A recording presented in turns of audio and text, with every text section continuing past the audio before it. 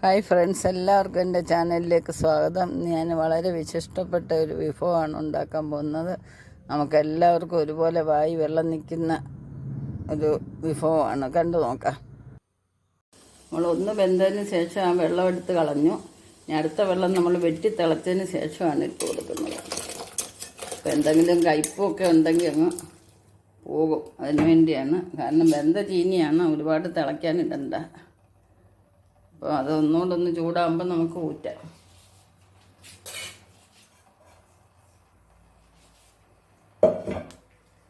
അപ്പോഴത്തേക്ക് നമുക്ക് ഇതിന് വേണ്ടുന്ന അരപ്പ് തയ്യാറാക്കാം.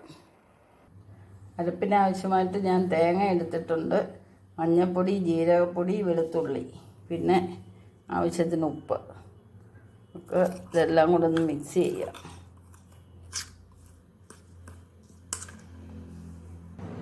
അപ്പോൾ നല്ലൊരു കളറൊക്കെ കിട്ടിയിട്ടുണ്ട്. തന്നെ നമ്മൾ പച്ചമുളകാണ് അരച്ചേക്കുന്നത്. പച്ചമുളക് എടുക്കുമ്പോൾ മുളക് പൊടിയുടെ ആവശ്യമില്ല. പഴുത്ത മുളകായതുകൊണ്ട് നിറവുമുണ്ട്. നല്ലൊരു ടേസ്റ്റാണ്. കപ്പയ്ക്ക് എപ്പോഴും നമ്മൾ പച്ചമുളക് ചേർക്കുന്നതാണ് ടേസ്റ്റ്. അതുപോലെ തേങ്ങയും നല്ലപോലെ ചേർക്കുക.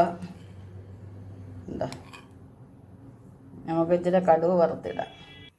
നമ്മൾ കടുക് വറുത്തിട്ടിട്ടുണ്ട്. കുറച്ച് പച്ചക്കരിവേപ്പിലയോട് ഇടുകയാണ്. ചീനി ഏകദേശം തിളച്ചിട്ടുണ്ട്. ഈ സമയത്ത് ഇത് വെള്ളം കളഞ്ഞെടുക്കാം. വെള്ളമെല്ലാം വാർത്ത് കളഞ്ഞിട്ടുണ്ട്. നമുക്കിനി ഇതിലേക്ക് അരപ്പൊന്ന് വേവാനായിട്ട് ഇട്ട് കൊടുക്കാം.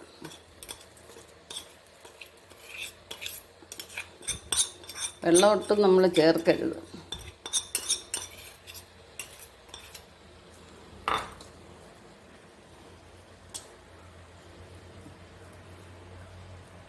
നന്നായിട്ടൊന്നും വേവട്ടരപ്പ്.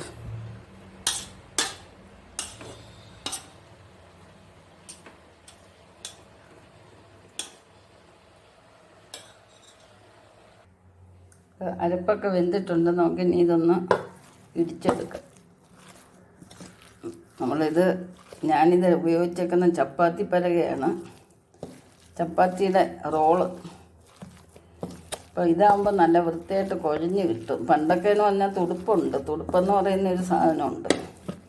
അത് തെങ്ങിൻ്റെയും പനയുടെയൊക്കെ കൈ എടുത്തിട്ട് നന്നായിട്ട് ചെത്തി ചീങ്ങി വെക്കും, ഈ ചക്കയും ചീനിയൊക്കെ ഇളക്കാനും.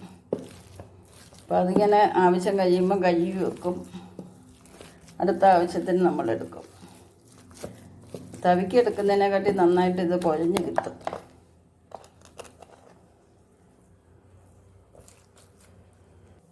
ഇത് ഞാൻ ഇവിടെ പണിയിച്ചെടുത്ത തടിയാണ്, അതുകൊണ്ട് നല്ല കട്ടിയുണ്ട്, ഒടിഞ്ഞൊന്നും പോകത്തില്ല. ഇപ്പം നമ്മുടെ ചീനിയെല്ലാം നല്ലപോലെ, നമ്മുടെ ഇവിടെ ചീനി എന്നാണ് കൂടുതലും പറയുന്നത്. കപ്പയെന്ന് പൊതുവെ പറയുന്നെങ്കിലും ചീനി എന്നാണ് എപ്പോഴും പറയുന്നത്. ഇപ്പം കണ്ടില്ലേ, നല്ല വൃത്തിയായിട്ട് കുഴഞ്ഞ് കിട്ടിയിട്ടുണ്ട്. നല്ല ടേസ്റ്റുണ്ട് കപ്പയാണ്. അപ്പോൾ നമുക്കിതിന് കൂട്ടാൻ ഇനി ഇച്ചിരി മീൻ ഉണ്ടാക്കണ്ടേ. അപ്പോൾ എനിക്ക് ഇച്ചിരി മീൻ കിട്ടിയിട്ടുണ്ട്, മോത കിട്ടിയിട്ടുണ്ട്. അത് ഞാൻ വറുത്തരച്ച് കറി വെക്കാൻ പോവാണ്. അപ്പോൾ ഇതിവിടെ ഇരിക്കട്ടെ.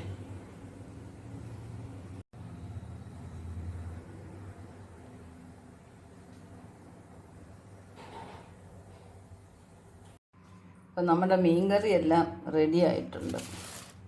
നല്ല വറുത്തരച്ച മീൻകറിയാണ്. കപ്പയുടെ കൂടെ ഏറ്റവും സൂപ്പറായിട്ട് നമുക്ക് എടുക്കാവുന്നതാണ്.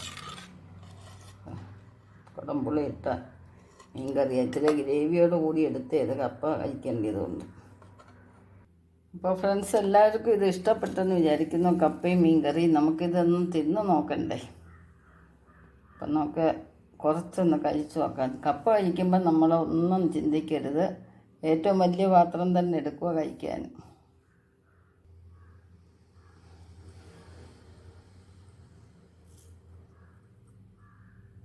ഇതിൻ്റെ പുറത്തോട്ട് നമുക്ക് മീൻകറിയുടെ ഒന്ന് ഒഴിച്ചു കൊടുക്കാം.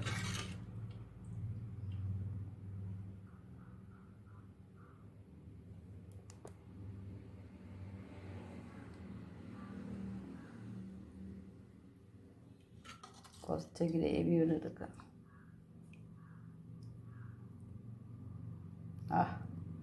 കണ്ടപ്പം തന്നെ നമ്മുടെ കൺട്രോൾ പോകുന്നുണ്ട്. നമുക്കൊരു വറുത്ത മീൻ കഷ്ണം കൂടെ എടുക്കാം. അപ്പോൾ എല്ലാവർക്കും ഈ വീഡിയോ ഇഷ്ടപ്പെട്ടെന്ന് വിചാരിക്കുന്നു. ആരുടെയും കൺട്രോൾ പോകണ്ട. ഞാൻ കഴിച്ചിട്ട് നിങ്ങൾക്കെല്ലാം വയറ് നിറയ്ക്കാം. അപ്പോൾ നെക്സ്റ്റ് ഒരു വെറൈറ്റി ആയിട്ട് അടുത്ത വീഡിയോയിൽ കാണാം. ഇതുവരെ സപ്പോർട്ട് ചെയ്ത എല്ലാവർക്കും, ഇനി സപ്പോർട്ട് ചെയ്യാനിരിക്കുന്ന എല്ലാവർക്കും ഹൃദയത്തിൽ നന്ദി രേഖപ്പെടുത്തുന്നു. ശുഭദിനം ആശംസിച്ചുകൊണ്ട് ബൈ ബൈ.